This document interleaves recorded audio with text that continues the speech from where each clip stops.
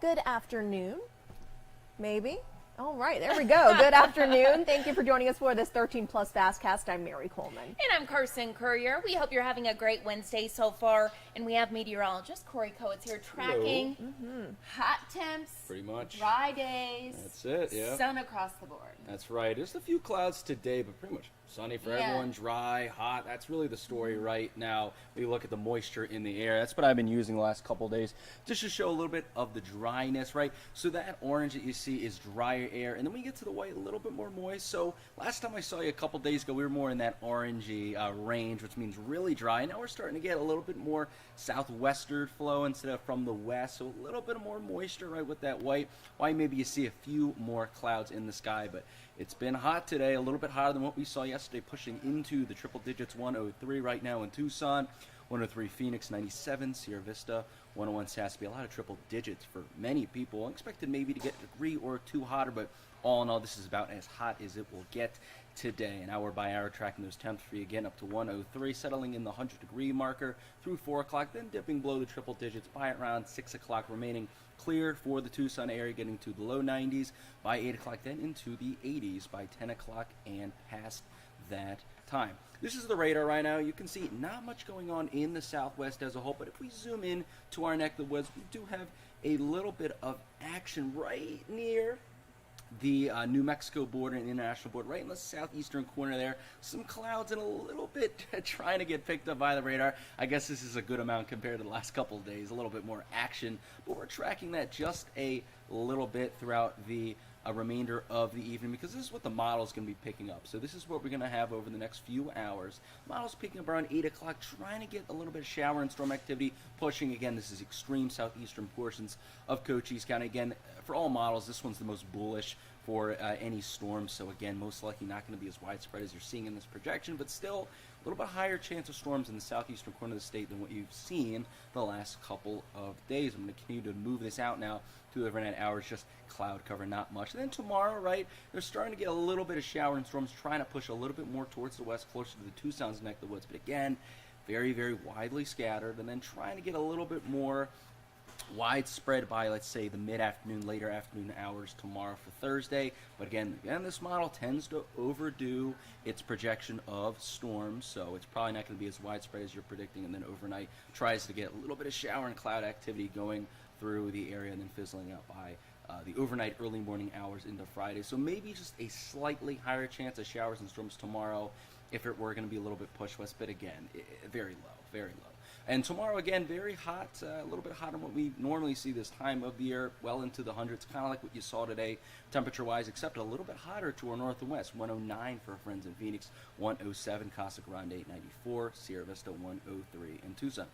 This is currently what we have set up.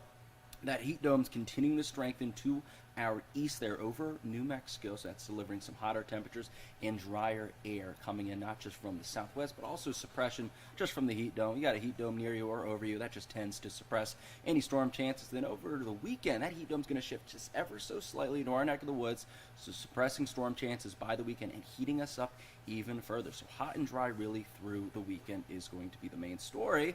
But look at this, guys. The heat dome does seem to weaken, move a bit to our south, and therefore we're going to get more westerly winds and not really that dry flow by early next week. So maybe a slight pattern change. You can see that reflected in the temperatures, right? We're still going to have very hot temperatures for the weekend, then maybe a bit of a cool down into next week. But that, guys, is not before we could be flirting with record temperatures for this weekend, forecasted 106 for your weekend, Saturday and Sunday, with records of 105, 107. So those records are well within striking range. And those dew points, we like to track that to determine storm chances. When you have anything below 50, that's when it's really tough to get storms going. But you can see very dry, but then Monday and then up to Tuesday, right, you can see those dew points spike a little bit, which means maybe a better chance of some showers and storms for early next week. And a little bit is because of this little guy to our south, Hurricane Hova. I wouldn't say it's a little guy. It's actually pretty strong. Category 4 hurricane, but nothing to worry about, right? It's going to be a fish storm out in the ocean, not affecting land. You can see as it pushes to the north and west, it does weaken considerably through next week, but it could help bring a little bit of moisture up the Gulf of California, help aid in a little bit of moisture to start your week next week, maybe aiding in some storm chances. But again, those storm chances won't be anything like we've seen for a lot of monsoon, but I guess relative to what we're seeing, hopefully we can get a little bit of storm action to begin next week. A little bit of help from Hova. Hova, Jova, actually, I can't get the name down of this. It's Hova or Jova, one of the two. Pretty sure it's Hova. Hova, I think it's Yeah. Hova. You're probably right. You're probably right. I'm not good at pronunciation. All right. Thank you, Well, Corey. thank you, Corey. And right now, hazardous air is taking over multiple states, triggered by raging wildfires in Canada. Yeah, that's right. And this is as record-breaking heat grips the Northeast, with more than 50 million people with heat advisories right now. We want to show you some of this video. This is actually in Canada. Canadian wildfires creating a suffocating haze. Officials there warning people to be prepared to evacuate.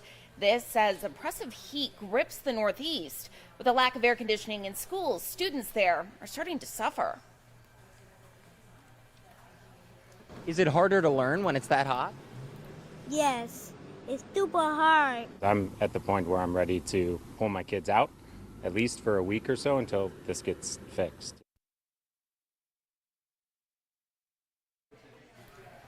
Meanwhile, a new threat is gaining strength in the Atlantic. Lee intensified into a powerful hurricane.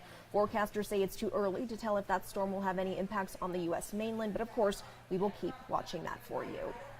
And closer to home now, over at Saguaro National Park West, we are learning the number of saguaros that were knocked down and damaged in last month's windstorm is much higher than expected. Park officials say more than 400 saguaros either fell down or are missing their tops or arms. Originally, they estimated about 100, but that number jumped after a crew walked through the affected area twice. Park officials now say they hope to complete their survey of damage by Friday.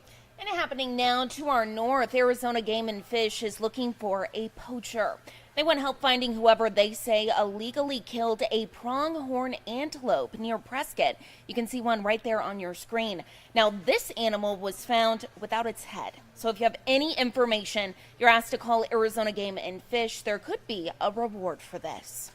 And we are getting new details on the state's biggest tourist attraction. Visits at the Grand Canyon are not back to where they were before the COVID-19 pandemic. In fact, so far this year, Grand Canyon National Park is on track to have even fewer visitors than in 2022. A park spokesperson says Arizona's extreme weather this summer may be to blame, and she also says they are seeing fewer international travelers. At its peak before the pandemic, the Park Service reported visitors to the Grand Canyons supported nearly 13,000 jobs and an economic impact of more than $1 billion.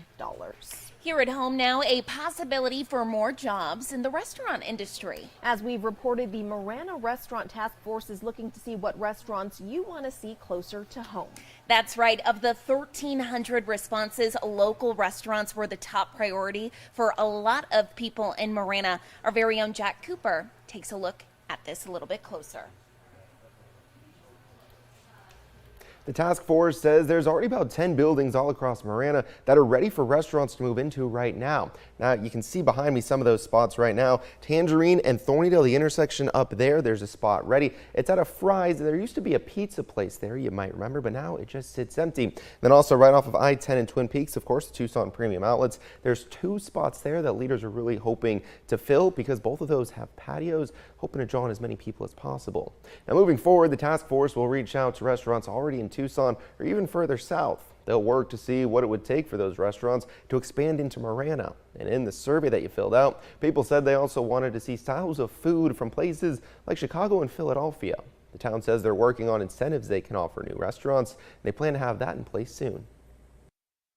This is a marathon, not a sprint. And so I know when people fill out a survey, they really are engaged and want to see something happen fast, which is why we've come up with some other programs to support those restaurants that we've already got and kind of really communicate about what Marana has to offer with the town citizens.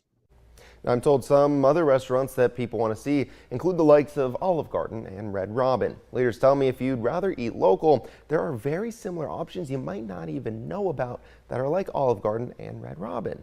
We have those up on our website right now. You can go ahead and check that out. Reporting in studio, Jack Cooper. Back to you.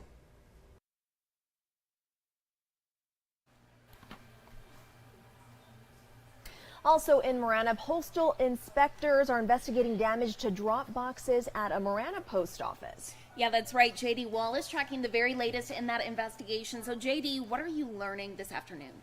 Well, we're hearing that not only were these two collection boxes in front of the Cortero post office in Marana hit, but also earlier last month there were two collection boxes in front of the Mountain View post office at Thornydale and La Cholla. They also fell victim to thieves. However, whether or not these are connected, we have no word on that right now. The postal inspector, though, says that in his 20 years of doing this, he has not seen this type of crime in this region. So this is a new type of crime for him. We always think of those blue postal boxes being off limits to thieves, but apparently this has happened. And they're also encouraging anyone who knows they dropped off mail at these boxes to report it, because of course if you mail a check, if you mail anything with any sort of personal information in that, and they find that with the thieves, or they can follow that type of information to try to catch the thieves. So it's very helpful if you know that. And it's important to note then that at the Cortero post office, it was sometime after the 4:15 p.m. pickup last Thursday and before early Friday morning that they think that these collection boxes in Marana were hit. And as for that collection, the collection boxes at the Mountain View post office, that was back in August 5th. That was a Saturday. Into the day, August 5th, Saturday, sometime first thing following Monday morning. So once again, we will have the information for how you can contact the post office with our story. We're going to be live at News 13 at 4 and News 13 at 6. We'll have more information for you there, and please watch. Perfect. Awesome. Thank you, JD. Thank you, JD. Certainly. Looking forward to that. Absolutely. Well, we are turning now to some national stories that we are tracking on our website. The judge overseeing the Georgia subversion case involving former President Donald Trump denied requests by 2 of the 19 defendants to be tried alone. Instead, Sidney Powell and Kenneth Chesebro will be tried together. Since lawyers have both filed speedy trial demands, Fulton County Superior Court Judge Scott McAfee said their trial would begin October 23rd. We will keep watching that for you. Plus, a liberal group just filed a lawsuit to bar former President Trump from the primary ballot in Colorado. Now, the group is arguing he is ineligible to run for president again under a rarely used clause in the U.S. Constitution aimed at candidates who have supported an insurrection. The lawsuit citing the 14th Amendment is likely the initial step in a legal challenge that seems destined for the U.S. Supreme Court. The complaint was filed on behalf of 6 Republican and unaffiliated Colorado voters by the group Citizens for Responsibility and Ethics in Washington. It will jolt an already unsettled 2024 primary campaign that features the leading Republican candidate facing 4 separate criminal charges. And according to documents filed today, federal prosecutors plan to ask a grand jury to indict President Joe Biden's son Hunter by the end of the month. The exact charges the president's son would face are not immediately clear, but they appear to be related to a gun possession charge in which he was accused of having a firearm while being a drug user. He has also been under investigation by federal prosecutors for his business dealings. Prosecutors will be seeking that new indictment by September 29th. And check this out. Turning now to some lighter news for your Wednesday.